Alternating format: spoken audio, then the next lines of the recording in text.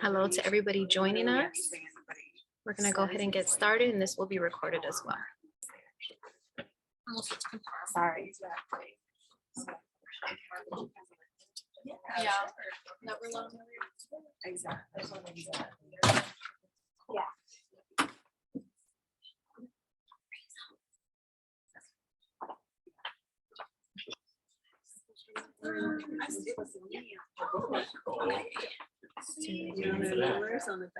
Oh, sorry. It's all right. I'm just going to speed up by you because you're going to start the intro. Okay. So could you? Yeah.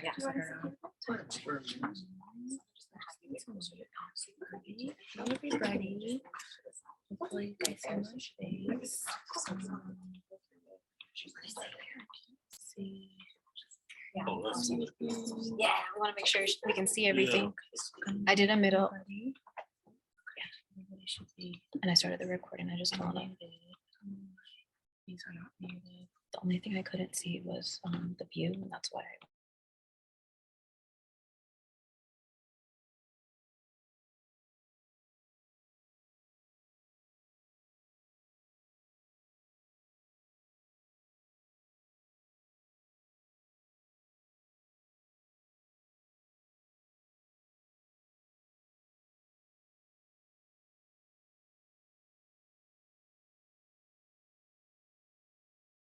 Oh, Do that again. sorry about that. Okay, so hi everybody. We're gonna get started now. If you're not already muted, I can't figure that out. So if you could please mute yourself, that would be great. Yes, I know I look young, but I'm still technologically. All right, awesome. Cool. So, all right, and then once this closes. Yep, I'll close it. Oh, okay.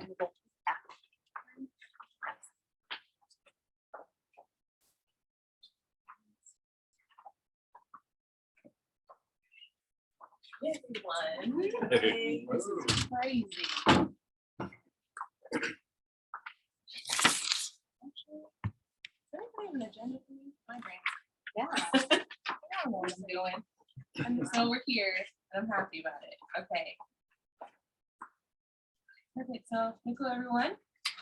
So glad that you're all here. We're going to get more into me in a second, but before we do that, we're going to have Ms. Tyler Owens come up and share a song with us.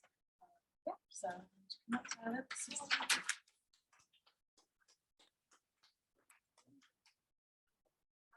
Skid back something that could be attributed Tyler Owens and Yésah. Hello, it's good to see everybody. My name is Tyler Owens. My traditional name is Yésah, which means orange blossom because I was born in the I reside within Phoenix, but I come from the River Indian community. So thank you all for being here. It's really exciting to get to be in these event spaces. But today I just kind of want to open us up with a traditional song. This is one of my favorites, and it's one that I like to share very often.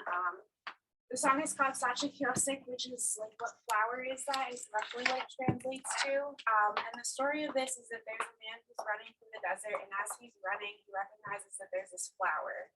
And as he gets closer to it, there's these petals, and he's got this curiosity. And as a petal opens up, it releases a new song. And so as he gets closer and he's learning a little bit more, it's sharing more and more songs with him.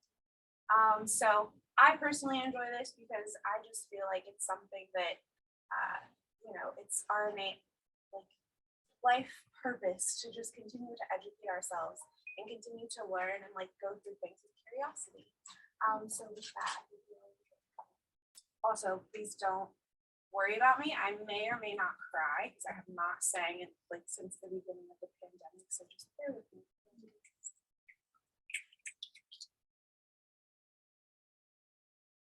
Sacha llora, yo singa con el cach, pena como caello ve, caña año, voy a hima, ahia, año, hano. Llora, ne pues mama con el cach, pena como caello ve, caña año, voy a hima. Ahia, ahanyo, hano.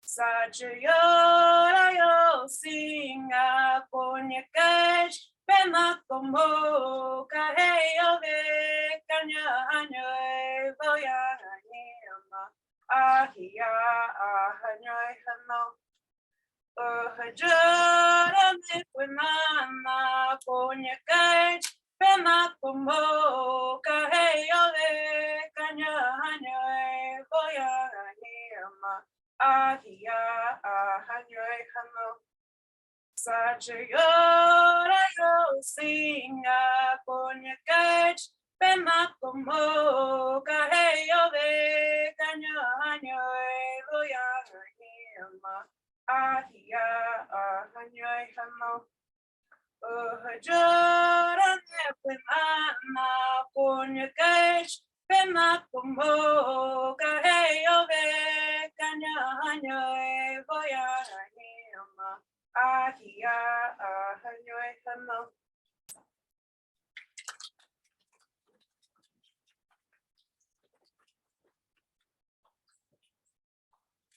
Thank you so much, Tyler. And I want to acknowledge that we right now are on Austin Lane, Scottsdale, but this is and not just saying that, but also you know, just I shared about it on my Facebook, but there was a recent storm and a lot of people's homes were destroyed. And there's also some people, especially in Elton, that's in ICU. And so if you're not familiar with that, just afterward, check out my Facebook and there's a GoFundMe. Donate $1, $5, share. But yeah, I wanted to share that with you all today as I feel it's important. I'm a long way from home. And I just want to say, be let hit. Tyler, for sharing that, and just I'm grateful to be here today and to be with you all on this awesome land and in this beautiful day. Okay, so next up, I started. That's just me. I have tissues, don't worry. Okay, I'm like, look up. Okay, so next we're actually going to have my dear friend Rock do some poetry. Yeah, so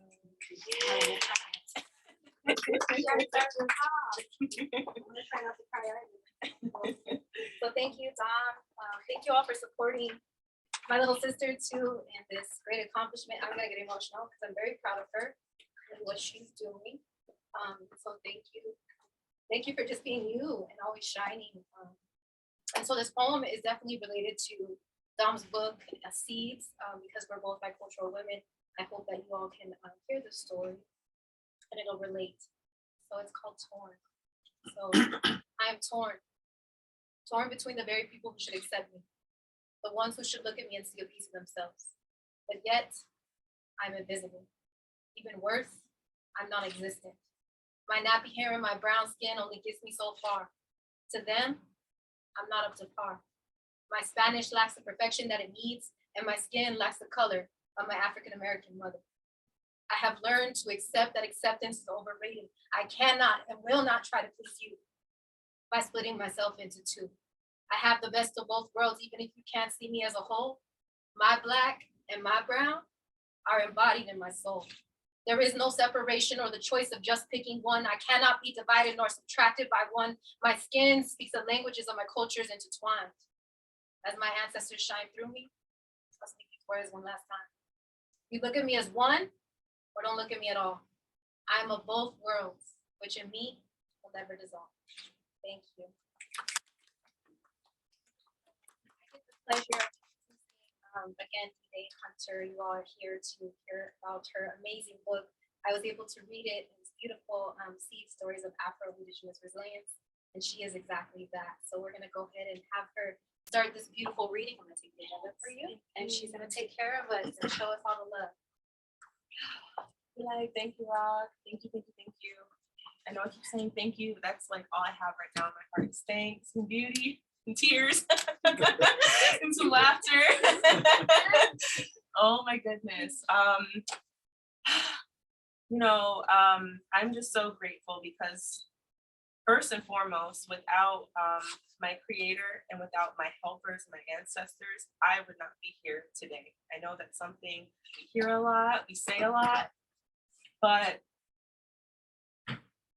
I'm just really grateful to be here with y'all, to be alive, because we can all take that for granted.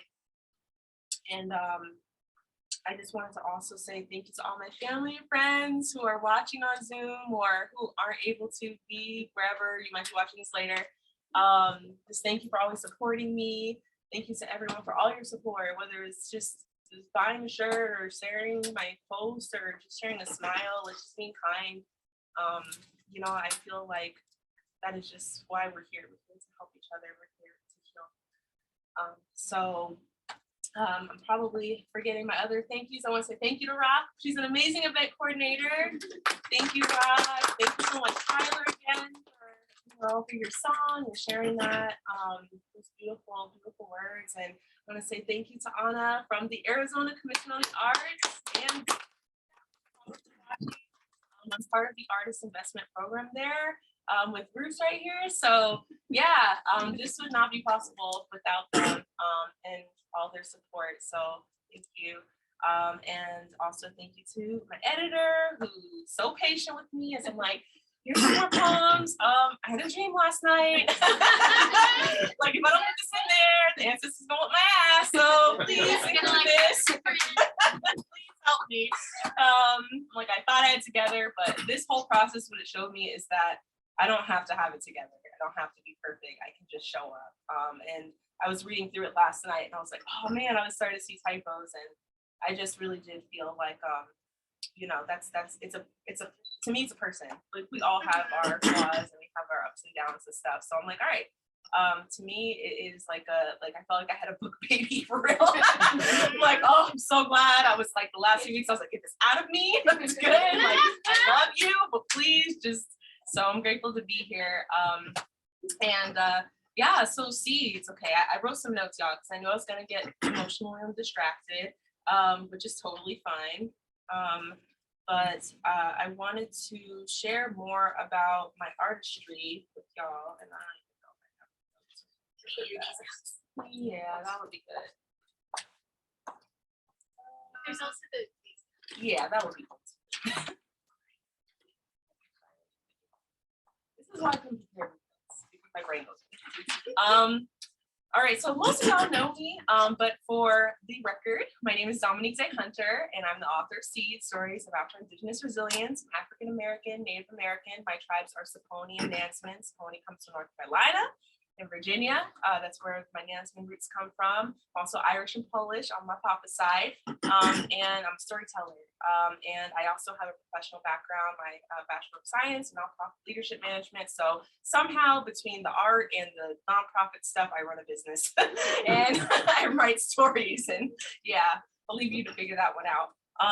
Yeah, the Seeds is all about culture. It's all about identity, and there's so much in it. There's history, there's healing, there's reproductive justice, there's food sovereignty, water rights. I mean, it's just, it's really, I wanted to create a body of work which honored the ancestors that came before me and came before us all. But I also wanted to create a book that was both, showed the excellence of being, you know, Afro-Indigenous, African-American, Indigenous, but also the joy. So there are some ethereal poems in there that are very abstract and, you know, academic, and then there are straight up callbacks in there, and, you know, and repetitive, and there's even songs in there. Like I've written folk songs and literally wrote the lyrics in there. So I wanted it to be enjoyable for the people reading it, for the people who, to me, like I want it to be digestible to the people who, these are our words, these are our stories, you know, so let's have fun with it, and let's heal from it. And yeah, that's pretty much it. So I'm gonna start reading. Because that's what y'all came here for. And all right, hold on. Need to perfect timing. Okay, cool. I'm gonna put I'll have to take this one. Yeah, thank you. I'm gonna write a timer because I get lost in the zone. Also, before we get started, I'm just gonna have us do, if you feel comfortable, you can either close your eyes or look down at the floor and your hands. We're gonna breathe for a second. Breathe. And just notice your breath. Is it fast? Is it slow? Is it steady? Hot? Notice your body. Just take in your senses for a moment. While you do that, just think of one word that you want to hold on to right now. Could be hope, could be joy, could be home. And as you're thinking of that word, just take some even breaths in through your nose, out through your mouth, through your nervous system. Go back to sleep.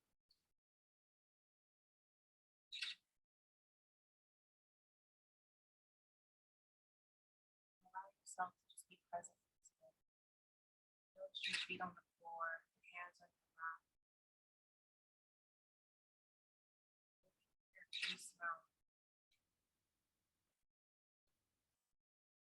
As you slowly finish up those deep intentional breaths,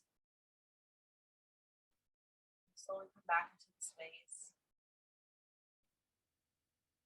Think of something that you're thankful for, you're grateful for.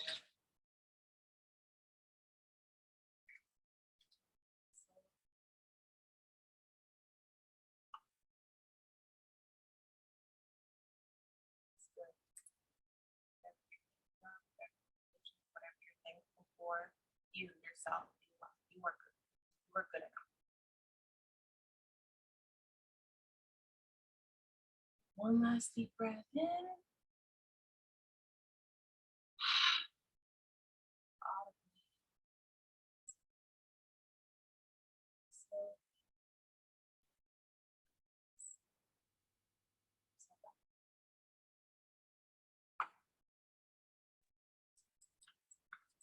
We don't need to speak though. So we need to like be present. And I think it's always important to be present.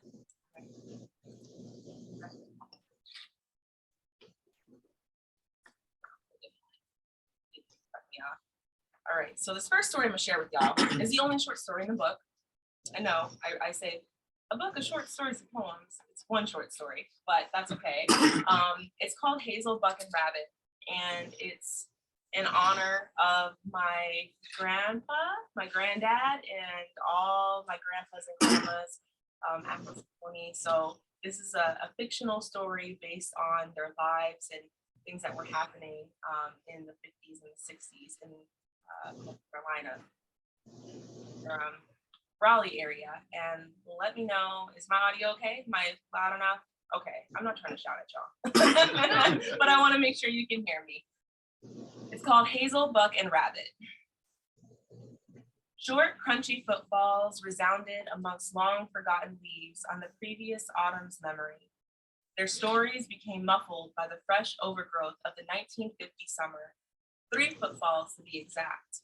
One belonging to Hazel, one belonging to Buck, and one belonging to Rabbit. All 3 children were as different as the strong pines, as the red mud, and as the honeybees. Rabbit was the nickname given to her by her father. She was born a triplet, but was the sole survivor. The other 2 babies passed shortly after being brought into this world. Their tiny babies were adorned with flowers each spring, as all the cousins were. Her daddy said she was so small when she was born that she fit in his hand like a little rabbit, so they nicknamed her Rabbit. Hazel was a strong and independent girl. She was not afraid of defending her siblings or telling them as she saw it, even to an adult. She was the oldest girl of her 11 siblings, and she defended them all like a second mother. Buck, he was as stubborn and wild as his name indicated. The 3 brown Afro-Indigenous children left the chlorophyll over the sunshine, with Hazel in the lead, followed by Buck, and then by Rabbit. With their age gap, Hazel being 13, Buck being 11, and Rabbit being 6 years old, you wouldn't have guessed that these 3 would be companions on a midsummer's day. But their sisters, nicknamed Bones and Rooster, were helping their mother cook and wash the babies.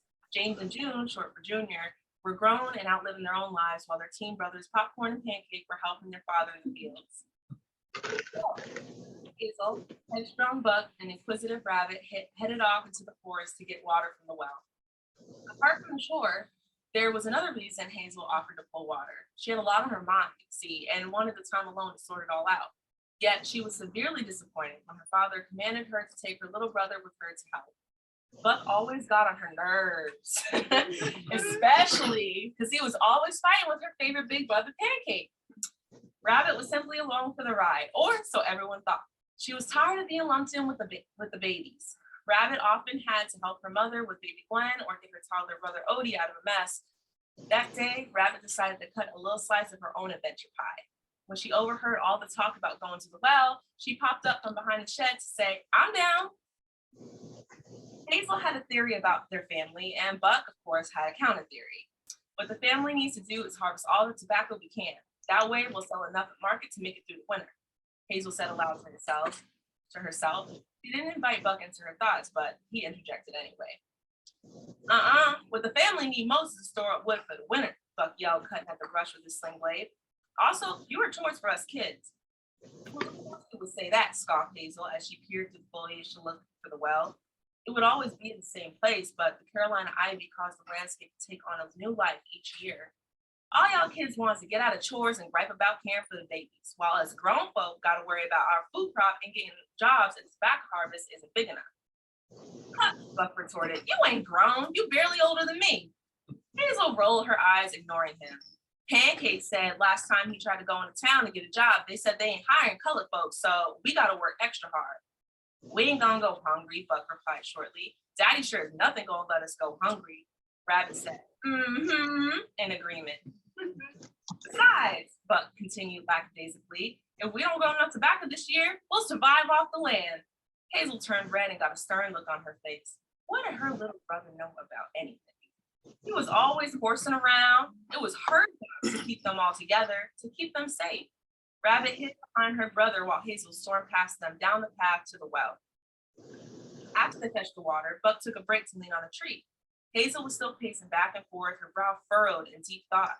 She was so stuck in her own head that she tripped over a tree branch and fell face first in the mud. Cracked up laughing. "Those shoes must be comfy because they don't work and they ugly." "Oh, ain't you a comic comedian?" Hazel snapped before narrowing her eyes on something near her brother's feet. "What are those?" she said as she scrunched her face up and squinted her eyes to focus. "What's what?" he replied, spinning around. "They seedlings," Rabbit said, squatting down, pointing to the small tobacco plants that had sprouted up. "Hey, if we don't harvest enough on our fields, we can harvest some of these too," Buck said excitedly. "They'll be dead come October," said Hazel. "No, they won't," Buck retorted defensively. "And you're gonna save our family farm, ain't ya?" he asked the sprouts tenderly. "How they gonna grow if no one's tending to them?" Hazel said indignantly. "They doing just fine now. Them seeds are strong, blew in all the way from the fields and planted themselves. How do you like that?" he shouted angrily. Then Hazel shoved her brother, causing him to fall into the patch of seedlings. She was only a couple years older than him, but she was tall and strong as a bull. He hollered loud enough for the birds in Tampa to hear him. "What the hell you do that for?" he asked, shoving her into a nearby tree and grasping at his ripped pants. "Now I'm gonna get whooped for tearing up my clothes. And you got mud all over mine. When Daddy finds out, he gonna whip you hot and he gonna whip mine too," she said, wiping tears away. She looked up and saw tears in her brother's eyes too. She looked up quickly so they would disappear. Unlike the fear of their father that stayed with him, stayed with them both, stayed with them all. By this time, even Rabbit was sniffling with tears and snot running down her face as her lip quivered. She tried to wipe it away on her dress sleeve and left a long trail of slimy residue. "Now Mom's gonna whoop me for crying all over my dress," she said, glancing at the snot stain. "Yeah, we all gonna get whooped," Buck said, examining their badly stained clothes. Rabbit dried her eyes on her sleeve and did something neither of them expected. She was quiet but observant and had grown tired of their belly aching, so she spoke up. "We going to the lake," she demanded. Only 5 simple words, yet Rabbit had never told anyone what to do. Hazel and Buck were shocked. They stood with mouths wide open in disbelief, but they were still too proud to speak to each other. So they gave each other a mean look and followed their little sister to the lake. Buck stood on the shoreline and threw stones as Rabbit played in the sand. Hazel searched for seashells and stones and picked up a shell that was roughly the shape of a dogwood flower. She smiled, remembering her grandmama telling her stories about waiting for the dogwoods to bloom before planting corn.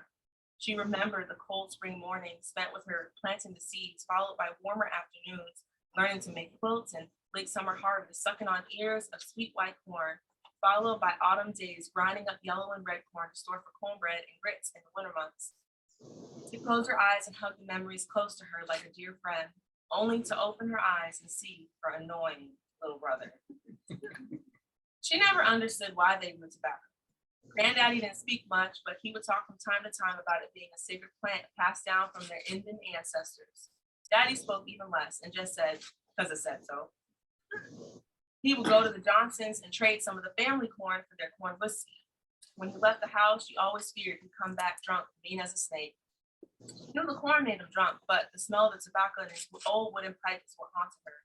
She gagged just thinking about it. But since tobacco sold for a lot at market and was good for the family, Hazel had to put her own feelings aside. Buck walked up to her and spoke. You know, maybe we won't grow enough tobacco. She picked up a rock, flat and smooth, without looking at him. She skipped the rock along the lake surface. Yeah, and maybe we will. She sat in silence for a while. Well, we better head on back, Hazel said, finally breaking the silence. It's almost sundown, and if we ain't back before nightfall, we gonna get 2 whoopings. They both laughed. Come on, Rabbit, Buck called out to his little sister. Aw, man, Rabbit whined. Hey now, no hollering, else I'll whoop you too. Come on, he said as he approached her. She stood and lifted her hands up. He shook his head as if to say, he ain't a baby no more, plus I'm carrying all this water. But the look in her big brown eyes, especially after she wiped the sleepiness from them, well, it hit his tender spot. Maybe tomorrow, okay? Come on now. He lifted the buckets over his shoulders as they headed into the woods, followed by Hazel. They walked back to the farm, back to their home, back to the land where the dogwoods, the tobacco, and the corn, and their people grow.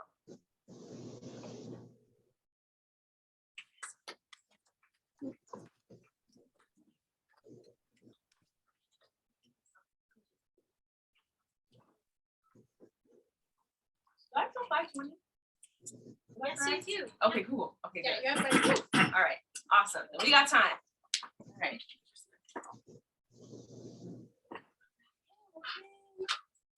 All right, so the next poem I want to read is a little short one. It's going to open up our storytelling. So when I wrote this book, I really wanted it to reflect like the natural flow of life. And so when you read through it, you'll see that there is a poem in the beginning called Mashte, which means spring, and to tell a Saponi. And then there's summer, autumn, and the one day, which is winter. So kind of start us off coming out of the springtime, out of the winter into the springtime of the book. This one is called Hold On. Hold on to what is good, even if it's a handful of earth. Hold on to what you believe, even if, like a tree, you stand by yourself. Hold on to what you must do, even if it's a long way from here. Hold on to your life, even if it's easier to let go. I feel like I got it. I got y'all here with me, so.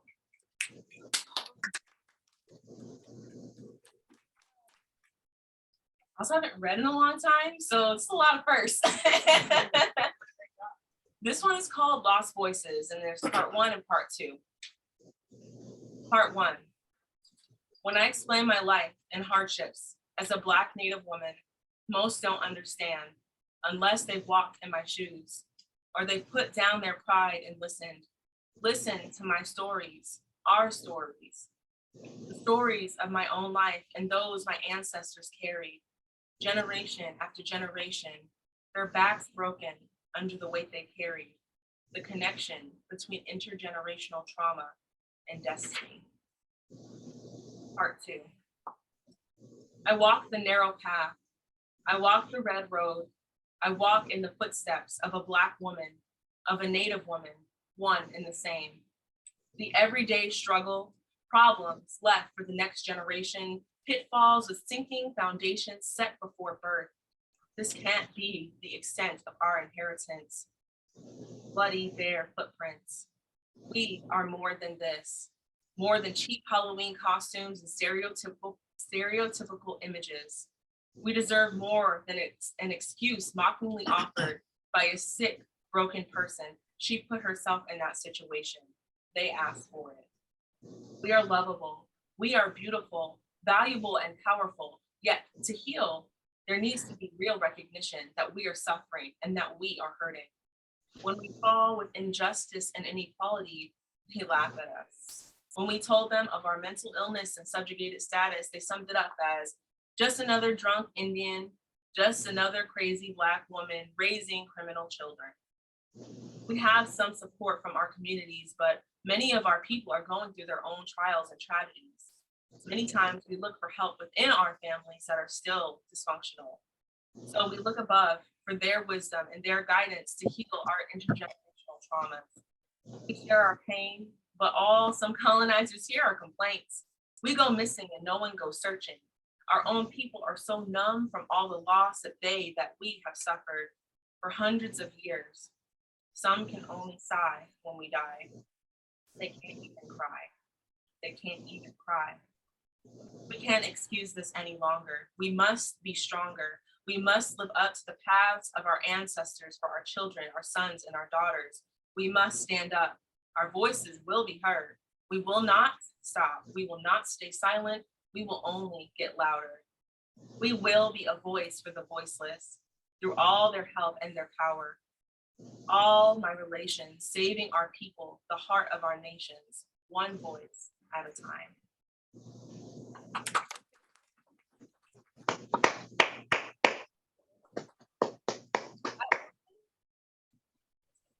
That's 20 through 23. Oh, okay.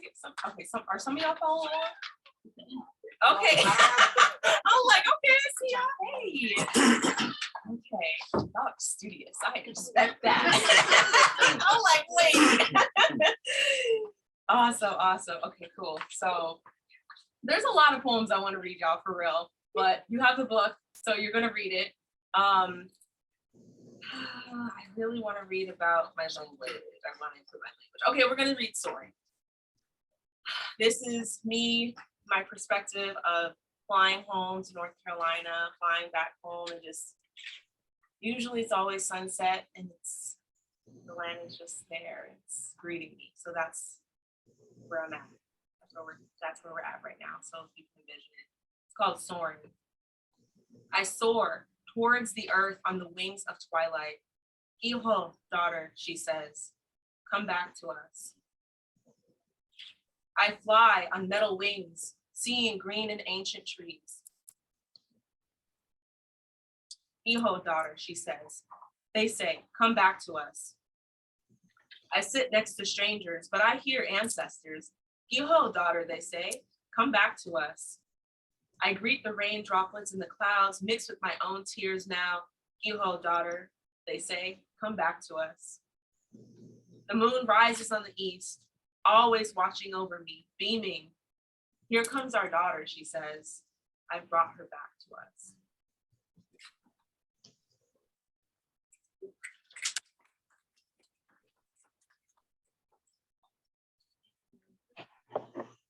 Me, man. I read this many times. Okay, this one's called Ancestral Voice. Ancestral Voice. Each dream that I dream, each prophecy that's given, each premonition that's received, are the ancestors speaking through me? Each idea that surfaces, each inspiration that is lent, each creative thought that I think, are the ancestors speaking through me? Each letter I press, each word that I type, each sentence that I complete, are the ancestors speaking through me. Each divine word that I speak, each mountain that I climb, each new day that I see, are the ancestors speaking through me.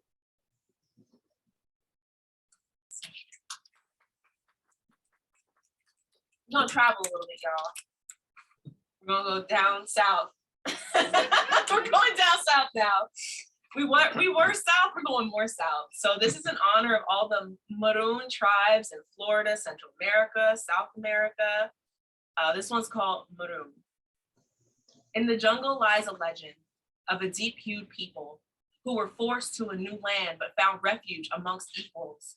In the swamp lies a truth of one people born of mutual assistance, of revolution, of loyalty, of love, and of resilience.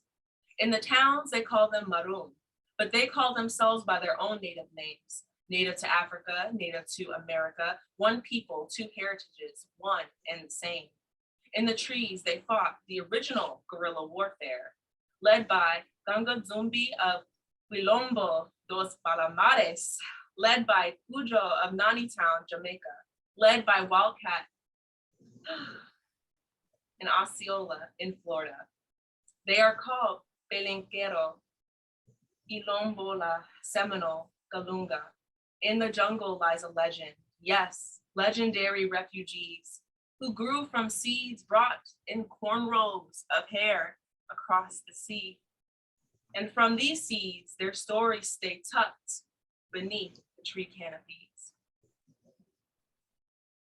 I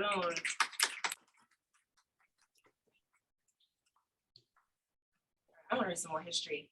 I like history. I don't know. I feel like history can be very interesting. And it's even more true. Okay, so I'll leave that to ponder. This one, speaking of pond, this one's called the Battle of Hayes Pond. And this, woo, I love this story. It's in honor of the Lumbee tribe, North Carolina. Shout out to Lumbee, shout out to everyone watching. Yeah, I'm so appreciative. So not only Lumbee tribe, but all the other Native American nations in North Carolina and Virginia who actively fought white supremacy by running the Ku Klux Klan out of North Carolina. Yes, yes. Okay, they didn't really have to do much, honestly. You'll see. Okay, to be honest, it was yeah, fight, but it wasn't. I don't know if that makes sense. All right, so cool. The Battle of Hayes Pond, 1864 to 1874. The Home Guard said the Lowry gang was criminals, but to us, they Lumbee heroes. White men kept tying their mules to our fence posts and sued us saying we sold them. So they could take our farms and force us into labor for Confederates and land-stealing racists. The Guard kept harassing and killing us. One day we says, enough is enough. That's right. And his boys started up their raiding, and then they started tracking and hunting and killing police guards and sheriffs and even Klansmen. Eventually, they shot up the Lowrys. Henry fled and was never seen from again. 1958. 84 years later, the Klan tried coming back to Lumbee land, but this time we had history, experience, and other tribes with us. They burned crosses on our lawns because of racial intermixing. 5 days later, on the night of January 18th, 1958, in the brisk, dark field of Robeson County, they came with hoods, a microphone, and a single light bulb. 100 white boys, not knowing who surrounded them in these Maxim woods. Some say hundreds, some say 1,000 American Indians in leather jackets, wearing veteran caps and badges, arms in hand, ready to fire. The sheriff, the police, and even the FBI tried to stop the rally. But Cole got on his little microphone anyway. Boy, he regretted it. American Indians from all over North Carolina charged in on them. They stabbed a little hole in that light bulb. All hell broke loose. Saponis with baseball bats they used back in Granville County to bash up Klansmen's mailboxes. Lumbees with shotguns ready to whoop their asses. Them Klan boys ran off like squealing hogs back to South Carolina and never did try that shit again. That's what happens when the Klan try to set up shop on Lumbee land. Right. Thank you. All right, cool. 5 minutes, where do I want to be? So many things. All right. I want to be remembering. Also in the middle of your book, there are illustrations. So some of y'all might be familiar with them. Some of them are on shirts already, some of them aren't, but they're all tied into these stories. And saying that, I want to also give a shout out. Well, hold on, I'll give her a shout out when I do the poem. Remembering. In the city that never sleeps lies dormant a piece of history that most refuse to see. They are blinded by racism, blinded by stereotype, blinded by violence, blinded by colonial lies, blinded by indifference. They cannot see us beneath copper or mocha skin, beneath box braids and soft curls, beneath broad noses and wide hips, beneath hip hop and soul. Their colonial eye has now caused our own to go blind. We are blind to our own culture. We are blind to our own heritage. We are mute in our own languages. We are deaf to our own heartbeat, which resounds like ancestral drums. We've forgotten our own names. We've forgotten our own grandmothers. We've forgotten the land. We've forgotten the dolphins which once swam upon these New York shores. We began to remember and they laugh at us. We begin to remember and our own people mock us. You're not an Indian. You can't be an Indian. You ain't wearing buckskin or feathers. Your skin's too dark. Your face is too wide. You just a nigga. But as painful as it is at first to remember that you're not alone, for I am remembering too. That's in honor of the Lenape, Rockaway, Narsi people in Shinnecock Nation. Genocide in New York City. I feel like stretch, laugh. Okay, cool. Actually, I did do a little reading a few weeks ago. It looked up. Everyone's like, I'm so relaxing. I almost fell asleep. Which is good. That's good. I'm glad. It makes people feel comfortable. Okay. Okay. This is fun. I got it. All right. This one's called Indigenous as Fuck. Yeah, my hair is kinky and curly, wavy and thick, just like the buffalo, and I'm still indigenous as fuck. Yeah, my melanin is deep, copper or mocha, both grown from this land, and that's why I'm indigenous as fuck. My hair is red or blonde or blue from Fox products of expression or from ancient United Nations or from assault, but I'm still indigenous as fuck. My accent is familiar to pueblos and mountains and reservations. To New Yorkers, it's Chicanese, it's a Southern draw, and I'm still indigenous as fuck. My complexion is blessed with freckles like reflected stars on ocean voyages, with intentional markings that tie me to kin and place. You better know that I'm indigenous as fuck.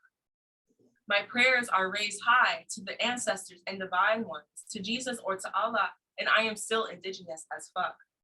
I know how to chop wood and skin a deer. I can't cook for shit, so I tell stories instead. I think with my heart and I feel with my head, and I'm still indigenous as fuck. I honor the old ways and I adapt to the new, and none of that shit makes me any less indigenous than you, because I'm indigenous as fuck. Thought you knew. All right. A couple more here for y'all. This next one is called, this is for the women. I'm gonna find it. I'll find it somewhere. And this is a very important topic. It's always very important. But now more than ever. This is for the women. This one is for all the women who are too mean, who are praised for their strength, then left because they're too much, too wild, and too tired, too jaded to fit into little boxes called relationships. This is for the women who lead loudly in traditional and office spaces, in courtrooms and protests demanding rights. This is for the women who are too dark-skinned or too light-skinned, stereotyped as exotic, who seem nice, but whose low rolling fire eventually drive weak ones away or keep them away in the first place.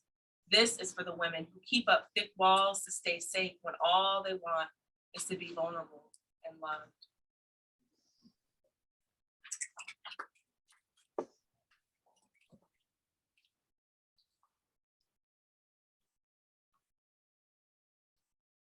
Next one's called No More. Every time I hear that now, I can't help but think about something. I don't know if some of y'all can relate. I'm like, I wrote a whole poem and I was like, still here. It's no more. Okay, no more. The British soldier come and say, this ain't your land. this ain't your land. This ain't your land no more. The Sunday preacher come and say, these ain't your gods, these ain't your gods, these ain't your gods no more. The school mom come and say, these ain't your words, these ain't your words, these ain't your words no more. The white settler come and say, this ain't your maze, this ain't your maze, this ain't your maze no more. The grandparents stand and say, we ain't your slaves, we ain't your slaves no more. The mamas and papas stand and say, these ain't our ways, these ain't our ways, these ain't our ways no more. The children stand and say, we ain't afraid, we ain't afraid, we ain't afraid no more. Seeds lie in wait and say, we will remain, we will remain, we will remain forevermore.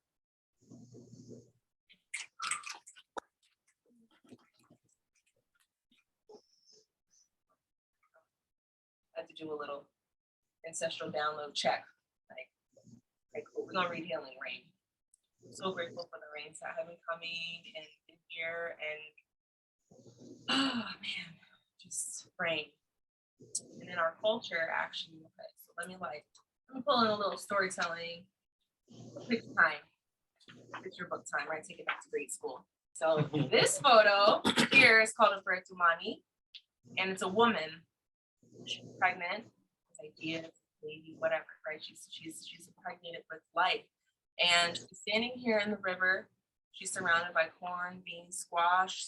She's surrounded by a dog with flowers. She's surrounded by monkey paws, bear paws, and she's crying, but there's also a cloud. Our traditional Saponi cloud is over her, and it's bringing her healing. And so in Saponi culture, Yésah culture, rain, and in many cultures, rain, water, it's very healing, it's natural. I mean, it's life, it's everything, money, tea, like it's everything.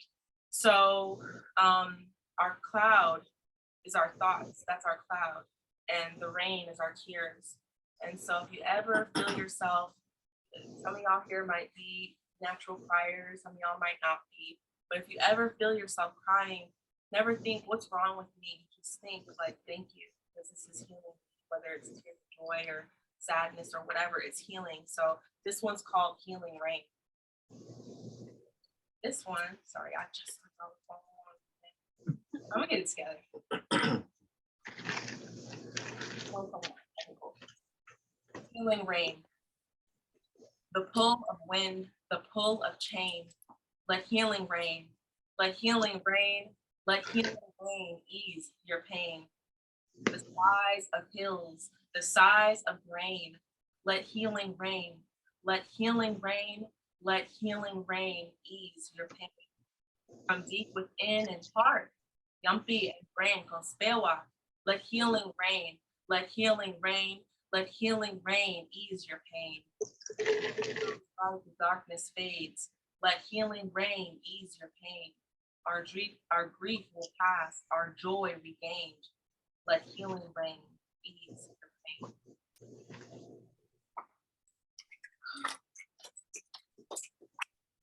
Marie, she is Afro-Indigenous. And then one more. Like, it's so hard to pick. And this one is dedicated, I don't know if she's watching, but this is dedicated to my cousin, Sharia D. Burnett, JD. She's a judge, y'all. She's amazing. She is from the Occaneechi Saponi Nation. Occaneechi Band is a Saponi Nation. And she is the creator of this woman's work. So highly recommend checking out her works.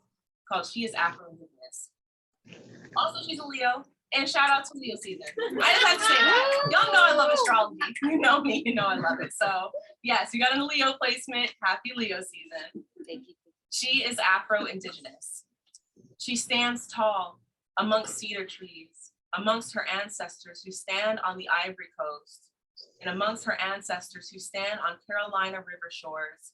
Her skin shines ebony as she stands there, hand in hand with the moon, as tides come in and bow at their collective power, bowing with fin and claw. She is Yésah. She is Afro-Indigenous. She stands firm in the truth her people ache for during court proceedings and advocating against domestic violence, and during lectures teaching students how to elevate their voices. She uses her fierce fire and unquenchable thirst for justice while writing late nights and transmuting her own experiences. She is Yésah. She is Afro-Indigenous.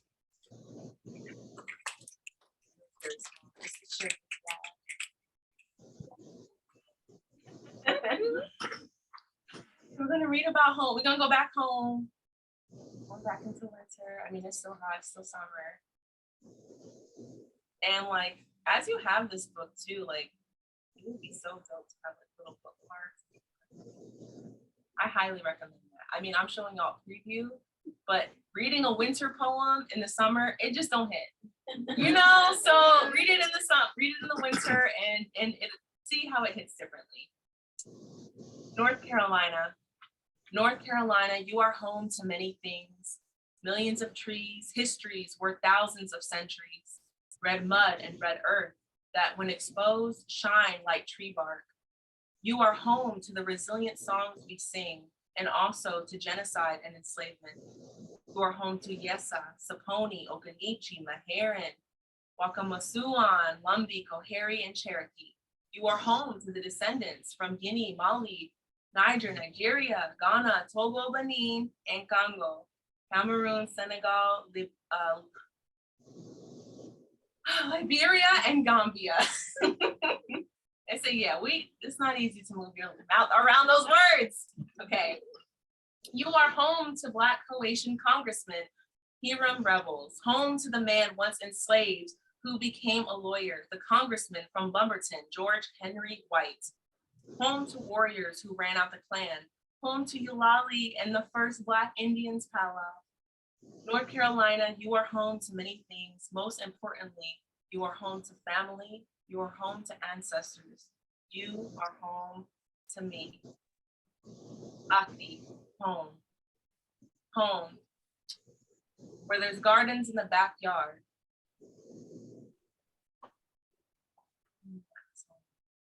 Wells in the side yard, fishing poles on the back porch, and shotguns by the front door. Home. Home where deer roam and bears climb, where elders laugh and ancestors lie. Home. Home. Where everyone looks like me, walks like me, talks like me, where we speak without words and understand without seeing. Home. Home. Where oak wood becomes four walls. Oh, if they could talk, they'd say it all. Home. We're talking about home, y'all. Home, where summer mossy green turns to sweet moldy leaves, where icy rivers turn to dogwoods blooming. Home. Home, where family will always be, and where I always want to be. Though I may roam, I'll always return here, back at home, back at home.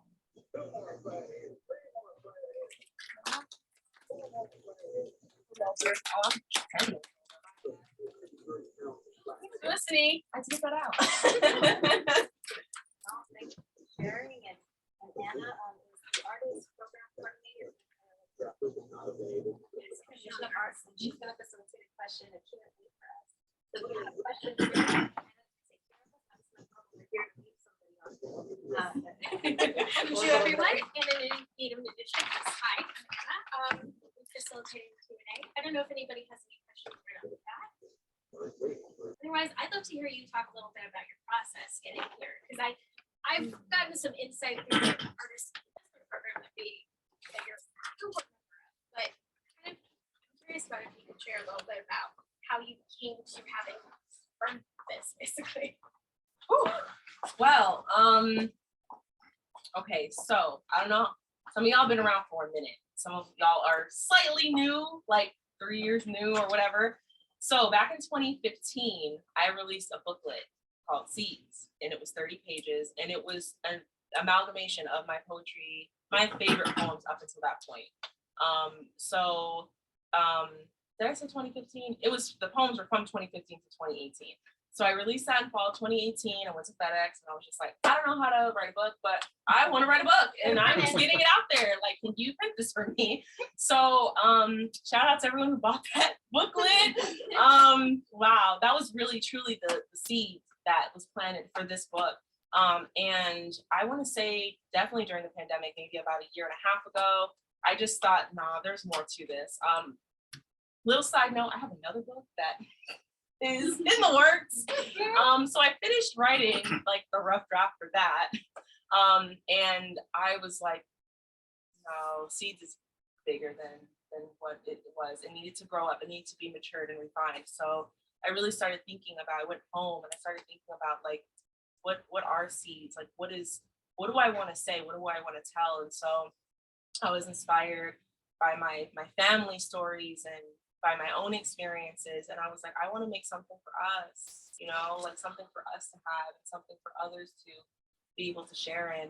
And as far as the process of the last year, I thought I was done probably dozens of times. It's like, okay, I'm good. I was like, my goal was like, I don't know why I had this goal in my head. I was like, 120 pages sounds good. It's like, that sounds like a book, you know, like I'll do that.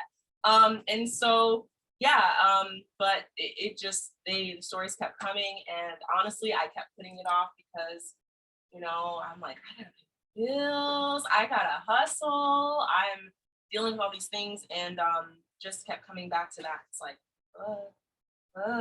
you know, and so the last, I want to say 6 months it was ancestrally, I call it ancestrally informed. Again, I've always really written from a place of like dreaming and waking up and just, where's my phone? Like, I gotta write this before I forget it. And there are poems in here that are researched and, you know, there's history behind them and things like that. But like a lot of these poems are streams of consciousness. And some of them are, I believe, coming from my ancestors. Like they've never had their voices heard. And I'm sure we can all relate to that in some way or another, form or another. So it's ancestrally informed, which means last minute. When I thought I was done, which in their defense, I did not give them the time that they deserved. I was like, okay, we're done, right? Okay, cool. You didn't listen to me. I wasn't listening. I was stubborn. I'm a stubborn cat. I really am. So I'm like, okay, the book needs to be done. Let's do it. And yeah, it was like, girl, what about this? You know what I mean? Like, girl, what about this? You really gonna forget your grandma? You really gonna forget what happened? Like, what about me? Like, what about cornbread? Like, you want to talk about cornbread? Like, Just on the front of the book, like, what do you mean? Yeah, like random stuff, which was not random. It was all divided and perfect. But in my flawed human lens, I was like, y'all gonna kill me. No, but they kept me going, and they always do. But that was kind of the process behind this, and it was definitely non-linear. Yeah. Let's say that. We talked about this too. Indigenous. Yes, we're indigenous, but we talked about this too, being neurodivergent. I'm curious a little bit if you want to bring that into the conversation too. Yeah. So I'm neurodivergent. I'm on the autism spectrum. And yeah, that has a huge part to do with this. My brain just flips. And so when you add my brain going 10,000 miles an hour, and then you got ancestors speaking, it's a lot going on. Like, that's a lot. But I don't know, it's something I've learned to embrace, because literally I wouldn't have written the book the way I did if I wasn't me and the person that I am, you know? But that's another reason why I wanted the book to be very like if you read them out loud, they are like edifying, like auditorily, like you can read them and you can, like, I wanted it to be like more, I don't want to say accessible, but like just more mindful of different people's like learning styles, you know, because we all think differently. And originally the first little draft that I wrote of this book, ironically, the cover was on the back, and I might do a limited edition of those. I don't know, I'm still on the fence. But my grandmother, she was left-handed, and my mom, I never got to meet her. She passed maybe a few months before I was born. But my mom would say she would read the magazine from right to left, right? So she would just take it back, right? So you can try that too. You can read this from right to left. The pages, not the words. I mean, you could do that too. But yeah, so and there's stories about her in here too, about her being left-handed and that journey of like she couldn't even, like back then in the 50s, 60s, like they wouldn't even let you get a license if you were left-handed. Oh yeah. So yeah, Completely there's different tasks. yeah, completely different. So but she still found encouragement in that. So yeah. Yeah, and you've discussed, I don't know if anybody's had questions so far. This spectrum autism, I'm not familiar with that. What is that? What is that? So the term neurodivergent, it's like an umbrella term, right? And then like under that falls like autism spectrum disorder, right?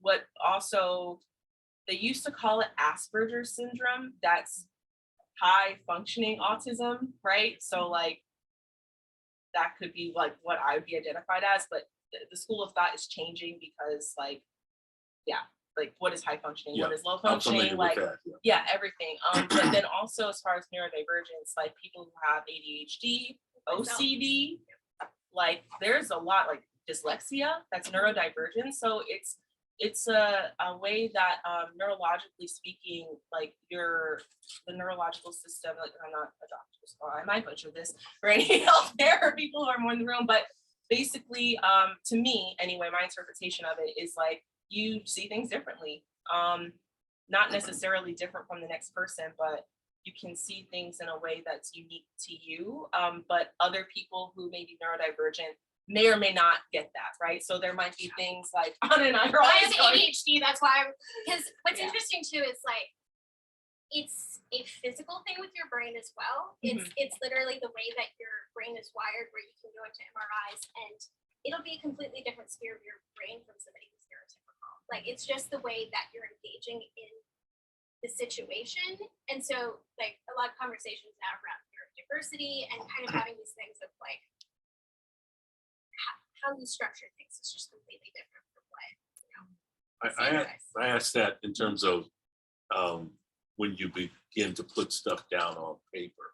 okay, like my process. Yeah, so Yeah. like you know, everybody there's no right or wrong way. Mhm. And, you know, when we start writing for the first time, we kind of think, oh, let's start at the beginning. Well, that's not how that works for everybody. So Yeah. for you, was it driving the car, stop, get on the phone, write this down, to just get back in the car, go? Yes. Was it that kind of? Yeah, that and a bunch of other things. Like, yeah, yeah, but definitely like there's times where I get the ending and I'm like, oh my gosh, I have to write that down. And then I work my way from the back to the front. Then there's like just a word or phrase that's like at the front of it. And I'm just like, okay, cool. But a lot of times it's just a stream of consciousness. Like it's like the words, the thoughts are coming to me faster than I can type, faster than I can write. It's a miracle that I can get anything down. You know, what's that? Recorded. Oh yes, also that. Yeah, there's times where I literally, especially like the folk songs, like those are recorded. Like the folk songs are like Good Woman and Missing You. So yeah, those I recorded and then like I wrote them down and just kind of, yeah. So there's a huge different process. Also with the imagery too, the illustrations. There was times that I made the illustrations like a Freaking Money and then I wrote the poem to that. Then there's times where I wrote the poem, like Bless the Matriarchy, and then I developed the illustrations, like the graphics from that poem. So there's a lot of lights, colors, sounds, words, shapes, people. Like I think it really informs Yeah. your storytelling process because you have these clothing items right outside the store that are tied to this story, that's tied to like the music that you've made.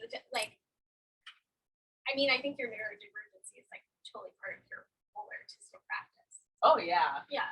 I mean, for me, it can get overwhelming, but I mean, life is not dull. I will tell you that. Life is never dull. There's never a dull moment.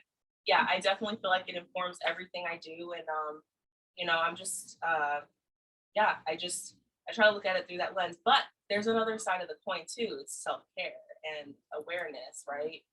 I could easily burn myself out, which I've done many, many times, because there is such stream of consciousness sometimes where there's so many possibilities, you know, and it's just like, I want to write a book and I'm already writing another book. And like, so that deep breathing that we did at the beginning was Let me just say this, and I'll let people, congratulations. And I'm part of this artist group, and I'm tripping like crazy to see you two here, because we've been on Zoom for like the last 2 years. Yes. And you know, to get out and our sessions that we have, talking about what we do and how we do, and it's just so overwhelming to get this here.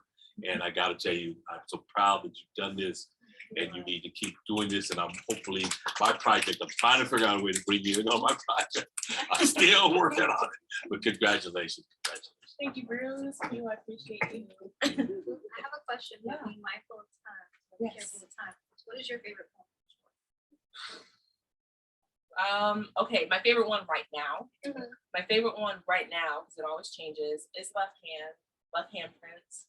It's a story about my grandma, and like I said, how she went through this world, and she was raised in Jim Crow South in the 30s, and she saw too many things she shouldn't have seen. And my great grandmother actually assured her. She took us from Alabama all the way up to Buffalo, New York. So when she left, even though sharecropping, she still had to sneak in the back of a Northern mule wagon to go to Buffalo. And she became a welder, and bought like 3 houses. She's so badass. She'd probably be like, watch your tongue, because she's a very Christian woman. But yeah, she did all that. And my grandmother, you know, she was a spitfire too. So that's my favorite. Some of my favorite poems are about her. Okay. Yeah. Did any of your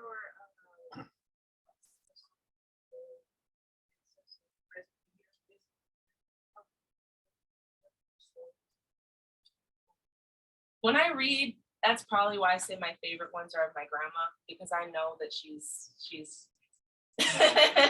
name's Velma. Hey Velma, grandma.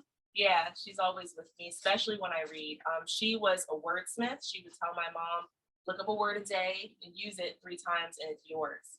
You know, so she was very adamant about that. She was a designer. Like, she created these elaborate patterns. She could make a pattern out of nothing. She, like, I make shirts, you know what I mean? She's so much cooler than me. But yeah, so I feel like she's always with me, especially because we have that connection of my niece and I, who she's 3 months older than me. She passed away, and my grandma said, yeah, I'm not going to be alive to see them born, but you know, I'm going to be there. So I always feel like she's here. And then all my other ancestors too. They crazy. I love them though.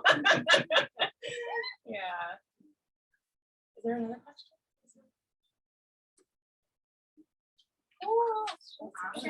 Signing. Yeah, so we're gonna do the signing, y'all. Feel free, maybe we can open this Yeah, too, I'll go and y'all first. can like get snacks, use the restroom, signing, and do that. Yeah, I'll open up the door, and then Dominic, you want to sit here. So we're gonna start with our gift. Did you already get your books in it, right?